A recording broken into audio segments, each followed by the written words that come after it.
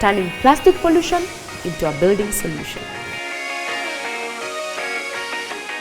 My name is Nzambi Mate. I'm from Nairobi, Kenya, and we convert plastic waste into building bricks.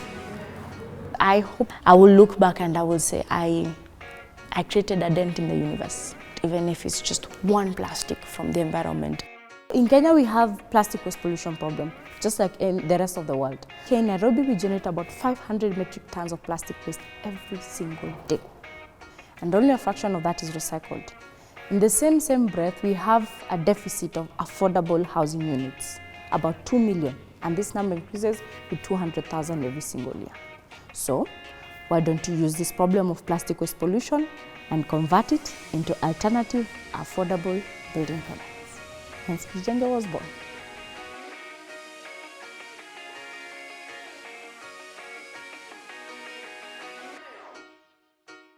Kijenge Makers is an alternative building product manufacturing company, and our first product lines are Beavers, made out of recycled waste plastic.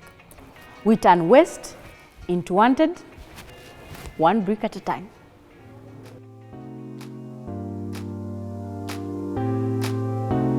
After you sort the plastic, you take it to the crusher, you crush it into small flakes, you mix it with sand, and then you feed it to an extruder where it mixes the plastic and the sand into oatmeal, like a dough-like material, and then you take that dough-like material, you feed it in the press, and then in maybe 3 minutes you have your brick. And that's how you make a brick.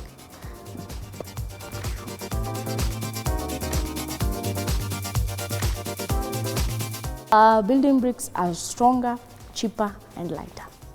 So they're stronger because they're made out of plastic, and plastic is polymerous in nature. It's like string-like in nature, and so when you bind with sand at high temperatures, it binds well. When you process it, it doesn't have a lot of air pockets, so it's less brittle, hence stronger. It's lighter, it's almost half the weight compared to the normal concrete, and it's cheaper, it's about 25% cheaper than the normal concrete. So yeah, that's our triple threat. So plastic bricks are more environmentally friendly than concrete bricks because of two main reasons. Number one, the sourcing of the materials. In plastic waste, it's more closer compared to the cement. And then number two, the CO2 emissions that emit due to the process of cement is more than that of plastic processing of the brick. Plastic waste is as a byproduct of refining the crude oil. How do we use that plastic over and over again until we extract its maximum value? At the same time, how do we reduce the CO2 emissions that come due to the construction space? I think it's time we figure out an alternative because these resources are not infinite, they're very finite.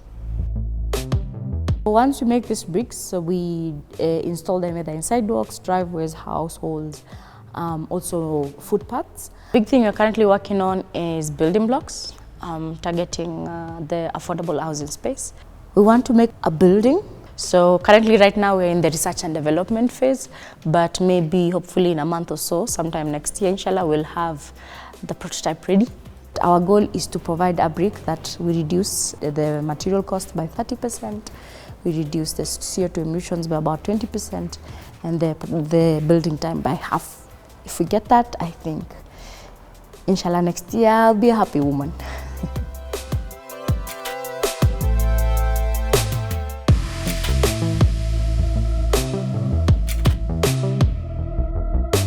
In the building space and in the construction space, we have done the same things over and over again. And my belief is it's time for us to disrupt this space. It's time we rethink. I think for me, pushing the boundaries and moving to the next development and the next solution is just a way of growth, you know? Because if you don't grow, then ideally speaking, that means you're dying. And the future we are going to and the future we are heading to, if we want to be sustainable, then we have to push the boundaries. We need to be keeping and pushing those innovations out there, testing them. Because you have two options. It either works or it doesn't. Either way, you learn something. I like saying I started Kijenge, it's like I jumped off a cliff without a parachute. So I was building the plane as I was falling. And some of the things worked, some of the things didn't work on the way, but at the end of the day, I got a fulfillment. My hope is or rather my aim is where our existence as human beings is not mutually exclusive with sustainability, but rather it's one and the same thing. That is my hope and prayer. Well, up to now, we are almost heading to about 100 metric tons of plastic waste by the end of this year. Together with my team, we have been able to create job opportunities for about 113 youths and women here in Kenya, and that I am really proud of and happy. And my hope and prayer is to push to double that or triple that. We need to move, and we need to build the future and build it fast. I feel honored, and I feel like I'm in the front line of a battlefield. And it's us against creating a sustainable earth. And let's do this. For me, the awakening moment was in around 2017. I went to Coast, and I went to the beach, and there was so much plastic just coming in and touching the legs. And for me, that was like a eureka moment. I was like, no, enough is enough. Something needs to change. I was tired of plastic everywhere, and I was tired of complaining. Until it reached a point I was like, I need to be that someone. So I was just tired of sitting there in the sidelines, so I took action. That's when I started DJing. My purpose is to build a sustainable future, and in the context of actually building it literally in the space. My mission is to do that every single day, and to also do it with style.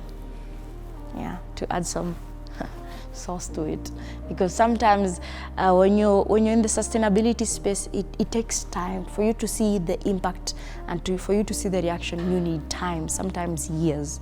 It makes work easy, and it makes work a bit fun if you realize what's your purpose.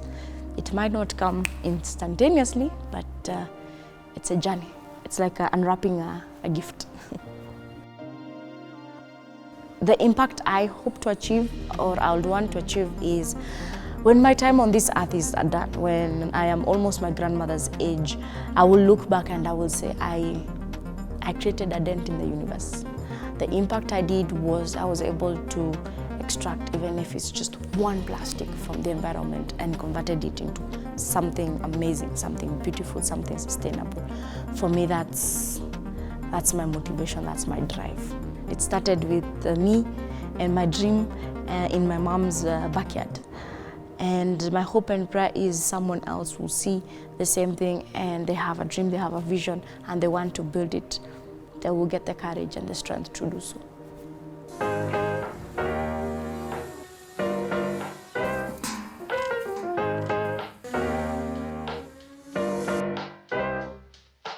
People used to think I was mad. Some still do.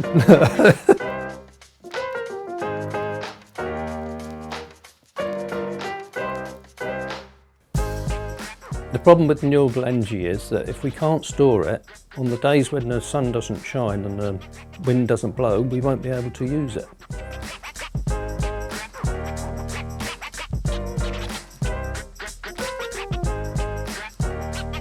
I'm just a quiet man in the background coming up with ideas.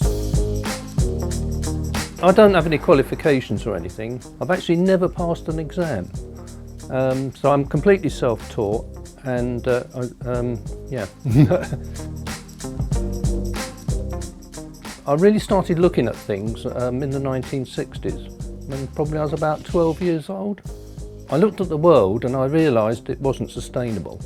We're using fossil fuels. I did look at lots of alternatives, but I'd always had the idea of using liquid air as energy. It's an energy carrier, really. It's not an energy source. It's like batteries store energy. You can store it in various other means. And I chose liquid nitrogen because not many people were working on that. The liquid nitrogen engine works on the same principle as a steam engine.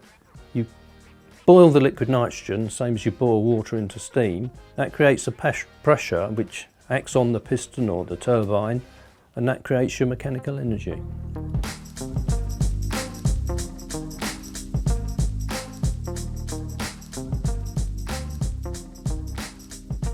The problem with liquid air has always been that it creates a very high pressure, and when you expand it from the high pressure, that creates cooling, That makes the gas shrink, and that makes it very inefficient. My invention overcomes that.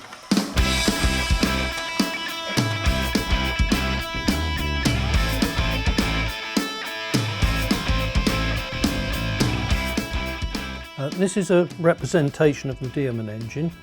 You can see we've got the heat exchange fluid on top of the piston.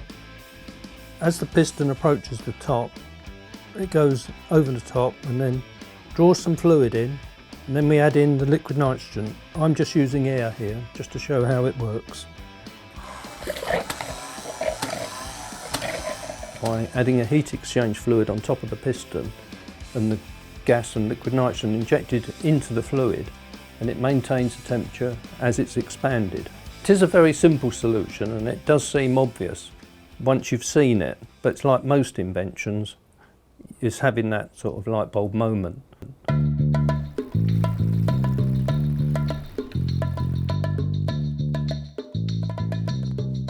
The lawnmower engine was okay, but I needed something a bit more impressive to publicise that liquid nitrogen could power a car. So I modified a car engine and ran it up and down the street. It was 50 years in the making to actually finally get behind the wheel of a car powered by liquid nitrogen. You know it's going to work, but you need to actually do it to prove it. I have had it doing over 30 miles an hour. We're not all driving around in liquid nitrogen cars at the moment because liquid nitrogen is a low energy density fuel, so it will never perform like a petrol car. Well, obviously my neighbours have seen me riding up and down in this car. Most of them are just very interested. Some probably thought I was a madman, but now you having an invention, that's only a small part of it. You need to then bring it to the wider world, show them that it works, and then find practical use for it.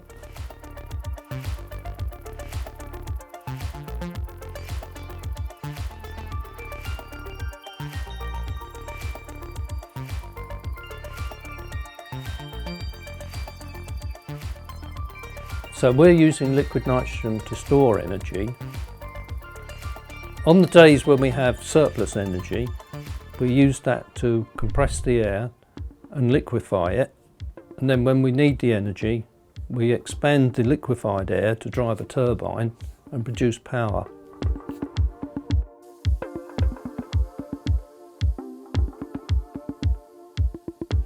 The advantages over using batteries are that it doesn't use any scarce materials and it doesn't wear out. Batteries may only last 10 to 20 years. This system will keep going for at least 50 years. Batteries are about 90% efficient. Liquid air can actually approach that if you use waste heat and waste cold from other industrial processes.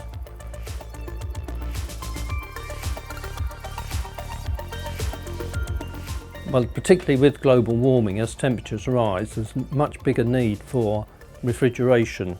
More and more food will be wasted unless we can find a clean and efficient way of preserving it.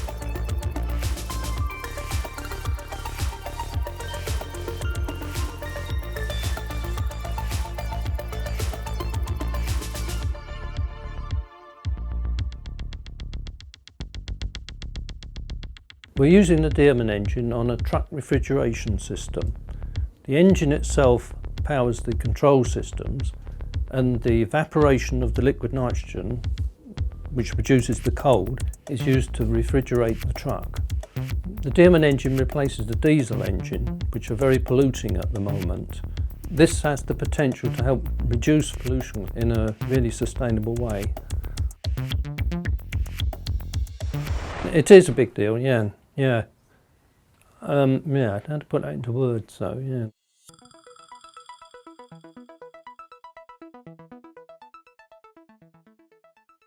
With global warming, if you can power a car with liquid nitrogen, you can use the cold to create air conditioning and the power to drive the car. And that's what I'm working on at the moment.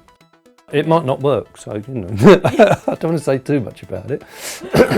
I know it will, but tried lots of inventions, but they usually fail because until you look into it, You don't know, do you, what the future holds. People used to think I was mad, and it's very difficult to get people to take notice of somebody who's working on their own in their shed. You know, you're a lone inventor, you haven't got the resources that big institutions have got with thousands of people working on things. Well, most people think, well, if it was any good, the idea, it would already have been done. That's quite common. There's so many problems in the world.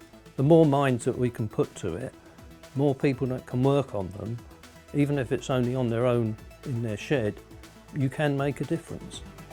Beavers are the ultimate climate warriors. That's why we call them ecosystem engineers. Their dams reduce flooding, prevent droughts, capture carbon, purify water, and increase biodiversity. But they've been extinct in Britain for 400 years. Until recently.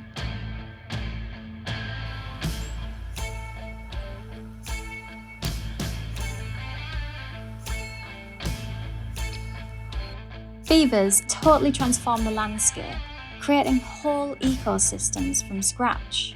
And here's how they do it. Hi, I'm Heather Devi and I work with beavers in Northern England. Now at the moment we're at the Lowther estate near Penrith in the Lake District because last year they released 2 beavers into an enclosure as part of an enclosed trial release. And what has been brilliant is I've been coming to this site for the past year to monitor the impacts the beavers have had. And let me tell you, it is incredible. So it's all part of the estate returning the landscape to nature, giving over a little bit of control so that nature takes its own route and still continuing farming on the estate as well. Beavers and humans actually co-evolved, and in Britain we coexisted with beavers right up until around 400 years ago. And we actually hunted beavers to extinction in the first place for their meat, for their fur, particularly for the hat industry. But instead of looking to the past, now we're looking to the future and how we can once again learn to live alongside beavers.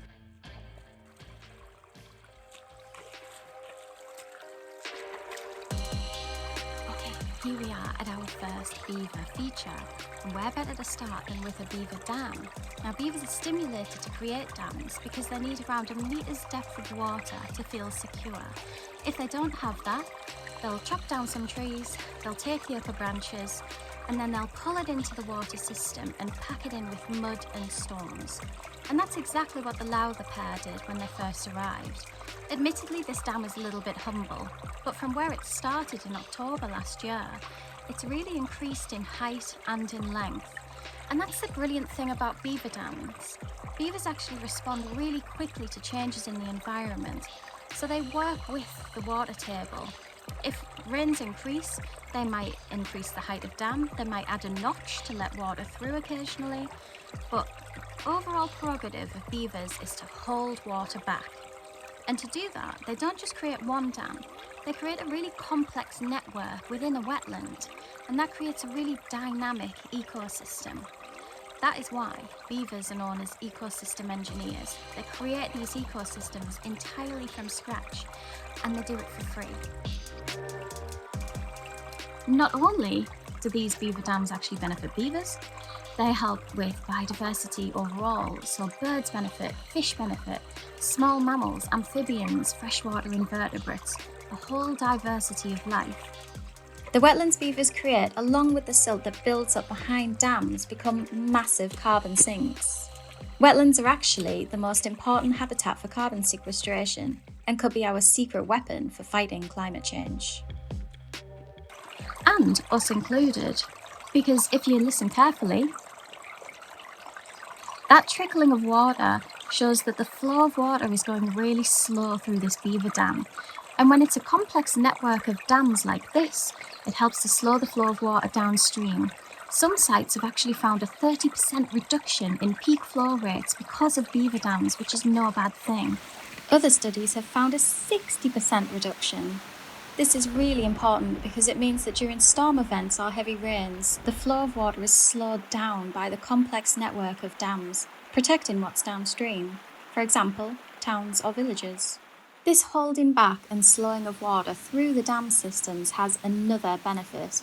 It helps filter out any potential harmful chemicals that can run into the waterways from agricultural fields or urban areas.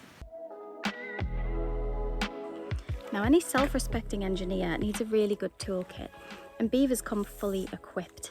That's because they've been evolving this aquatic rodent lifestyle for millions of years. For example, they've got a rudder-like tail and webbed hind feet to help aid with their swimming. On top of that, their nostrils close with their dive, as do their ears, and a part of their mouth to prevent water from entering their bodies when they dive underwater.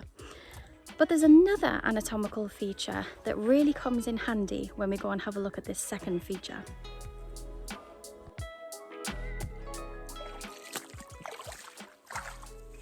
So, on to beaver feature number 2, and that is felled trees. Now, if you're in a beaver habitat, you're very likely to see these. Not only do the beavers need them to create their dams, they actually switch to a woody diet in the winter. Because beavers are herbivores, they eat vegetation and these woody trees as well. They don't eat anything else like fish. So when beavers actually coppice a tree, they need that other anatomical feature. And of course, that's their front teeth, their incisors. And if you've seen beaver teeth before, they're really bright orange. And that's because they're fortified with iron. Really strong tools for the job of chopping through wood.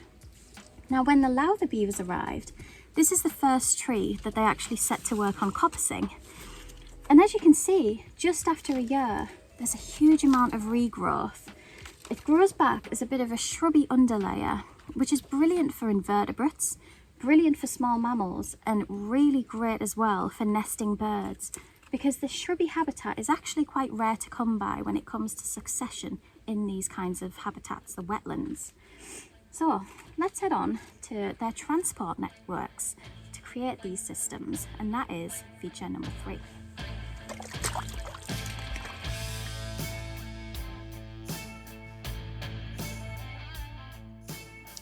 Now, the third feature that not many people are aware of that beavers create are channels, and they create these by digging them out with their forefeet. And these are brilliant networks for other species too, such as amphibians and fish. Now, when it comes to fish and beavers, it's been shown that beaver pools actually greatly benefit fish mass and diversity in age. So these networks actually act as transport channels for wildlife, but also for the beavers to drag their building materials through. Of course, beaver impacts are going to vary according to each site, and in some situations we will need to work with them, such as installing tree guards to protect trees, or putting flow devices through dams to alter the height of water. But with enclosed trial releases and free-living beavers around parts of Britain now, it's really important that we work together to welcome back nature's ally to join our battle against the impacts of climate change and the biodiversity crisis.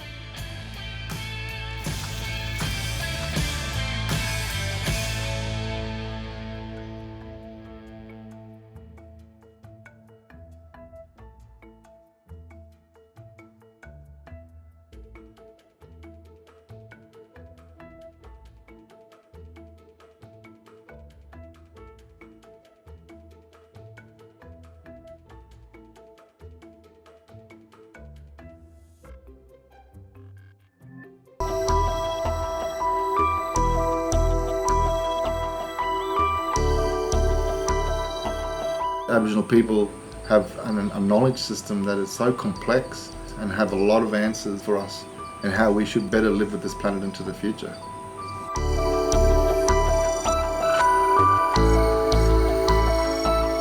We can't separate climate change from management of land. They both go hand in hand.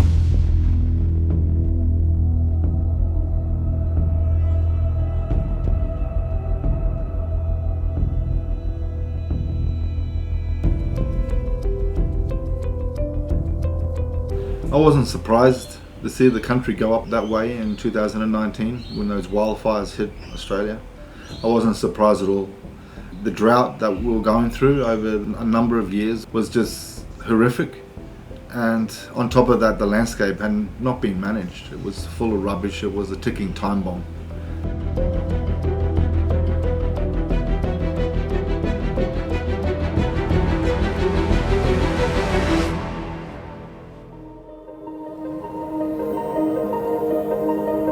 It's all about creating biodiversity. It's all about saving lives. and respecting all the lives that live in those ecosystems. We apply one fire, a spot fire first in one place, and then the smoke will start to leak out, and the animals will smell the smoke, and then they will start to act. The insects will start to climb the trees to get safe in the canopies, and the kangaroo and other animals will go to the next ecosystem, which isn't far and which won't burn because it's too green. And they know all this knowledge. They know where to go, all the animals. Snakes go underground, and ants go under the logs, and all these things happen. And then we have animals that come to the fire, like the hawks will fly in and dive down to catch some grasshoppers. And then we see the kookaburras coming in, sitting in the branches, and the owls come at night after the fire, and they come looking at nighttime, looking for something to eat as well. And when we apply that fire, it's a single fire in a circle, so it burns in a circle and it goes out like this. And when it burns like that, there's 360 degrees of escape for the animals. And because we're burning at that right time in those certain places, then the fire also burns very slowly, and even little spiders can get away and little insects can get away, except we don't want the ticks to get away because they're so slow, and that's okay because we don't want to get bitten by ticks. But all the other insects, they all move, and sometimes you can't even see the bark of the trees because there's so many insects climbing up the trees, and it's just so beautiful to watch. And you get to see how so many thousands of lives are saved from burning the right way. The fire being so cool that it doesn't harm the canopy, very low fire that just creeps around the country, just cleaning up the mess, only burning where it needs to burn, leaving a design of mosaic design pattern in the landscape. The right temperatures for the seeds that belong in those soils, and then up come the fresh shoots of grasses straight away. We see green grass within a couple of days when we burn the right way in country, and in some cases in a couple of weeks you wouldn't even know we burned that land because there's a carpet of green grass right across the landscape.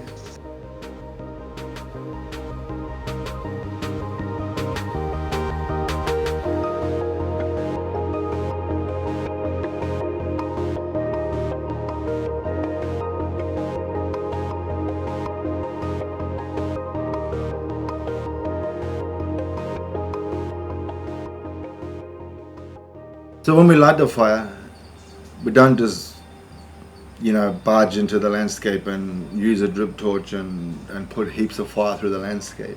That's putting too much fire too quickly in the land. It's no good. So it's all about reading the land and understanding the land. It's the trees that tell us where to go and where to burn. And then from there we read the grasses to apply those fires in the right place at the right time. How Aboriginal people have worked that out over thousands of years is by reading in the landscape. So there's all different timing through all the different ecosystems. Even though it might sound so simple, there's so many layers. So burning country is about food. It's not about hazard reduction.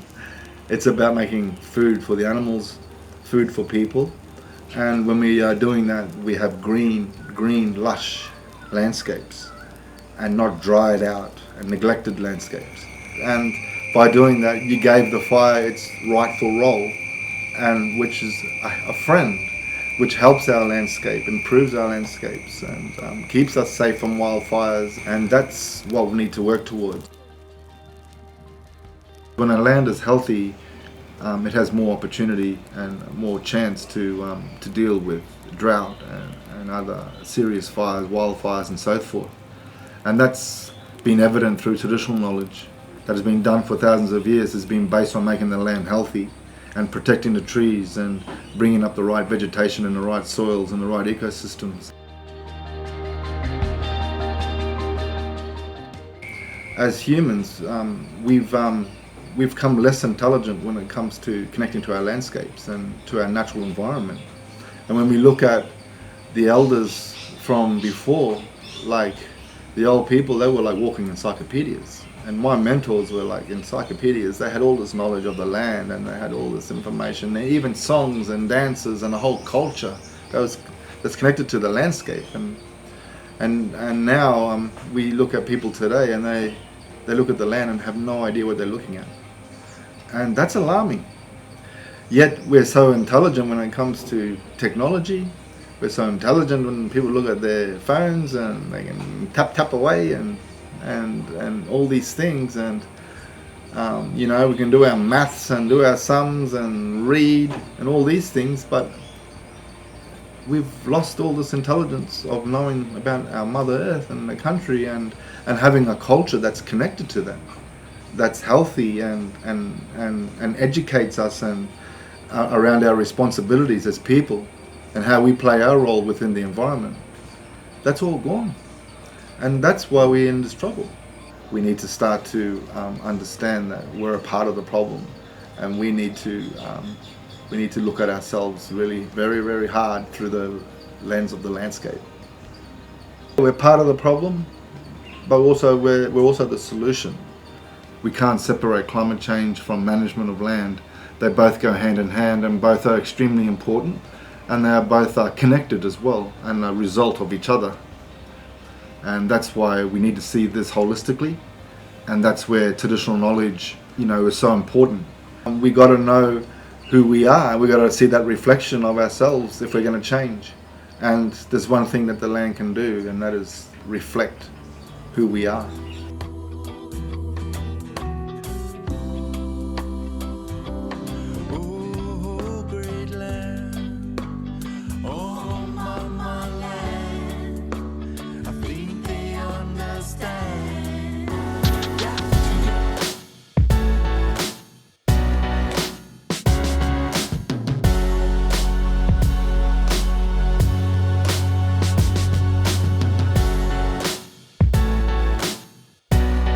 We will have about 10 billion people in 2050, and it's really a huge challenge to make sure that everybody has enough food, and at the same time that we make sure that we don't destroy Mother Earth.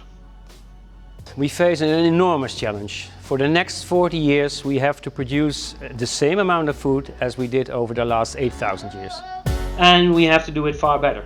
And we need to produce more per square meter, but at the same time we have to do it more sustainable. So less fertilizer, less pesticides, less energy, less water, more with less and better.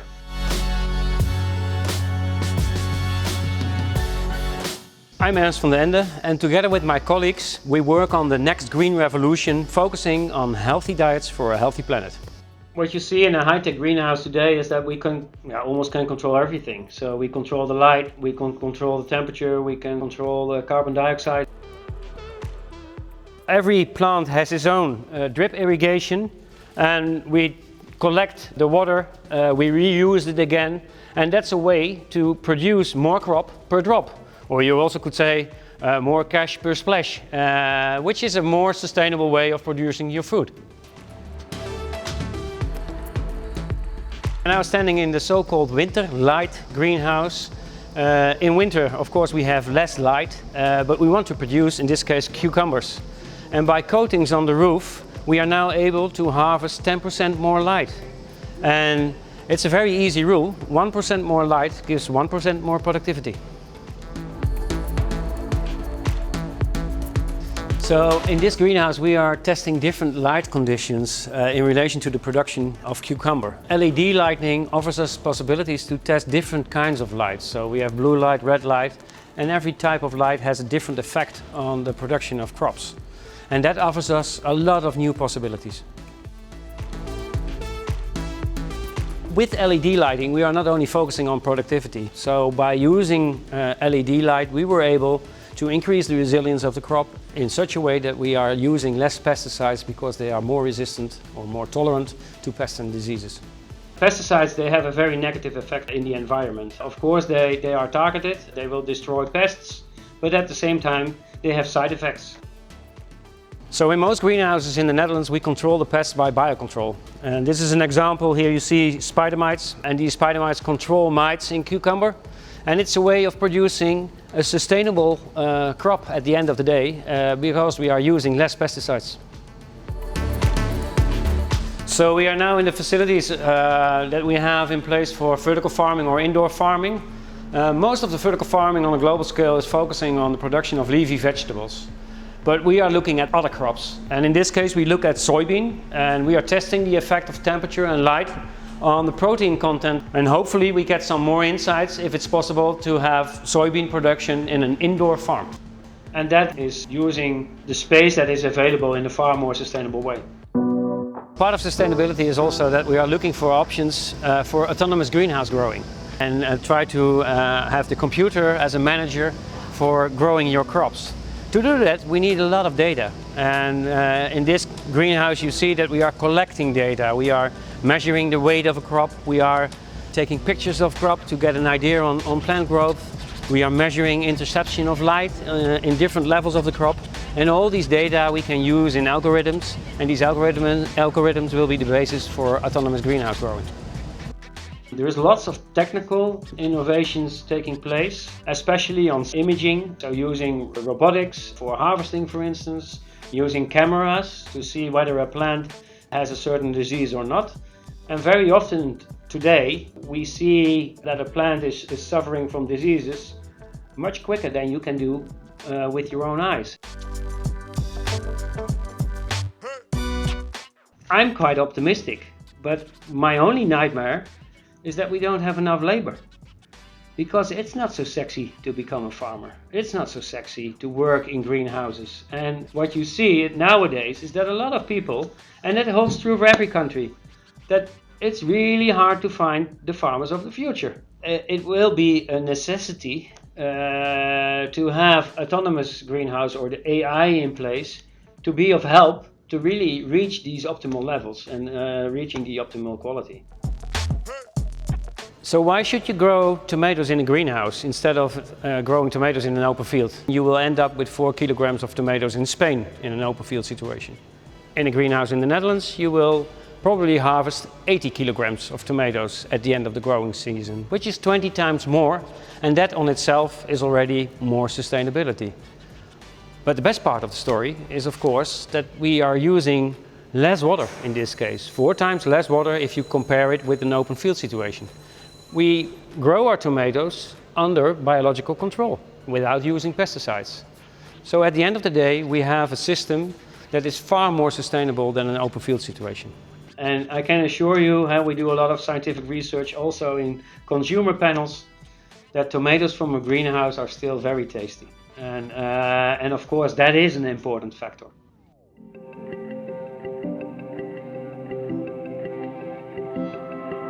The challenge with the greenhouses will be energy, of course, and that's also something where we do a lot of research. This is a very special greenhouse. Normally the greenhouses use gas for heating, and in this case we use durable or sustainable energy. It's generated by windmills, for instance. It costs an awful lot of money to put a greenhouse somewhere, especially these high technology. Then really only the rich people can afford it. But for sure there are also solutions in between. We call that the adaptive greenhouse concept. So what we do is we look at us in a certain country, and then we come up with a perfect design that fits the local situation. And sometimes these are only plastic funnels, but that's already far better than growing your food in an open situation sometimes, because you can better control the diseases, or you are more efficient in water. I see it as a great responsibility for Wageningen University and research that we do not only focus on big companies or Western countries, but that we especially look at all these challenges for smallholder farmers in Africa and in Southeast Asia, and then come up with solutions and go step by step towards more sustainable and affordable food and healthy diets for a growing population in the world.